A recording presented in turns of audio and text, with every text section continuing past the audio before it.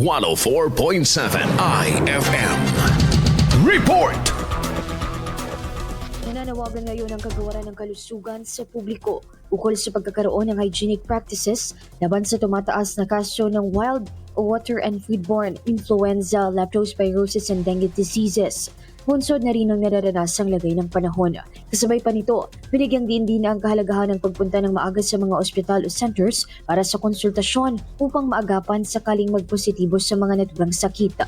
Inirekomenda naman ng 4S strategy laban sa bandang dulot ng dengue, maging ang paghugas ng kamay upang makaiwas sa anumang banta ng virus.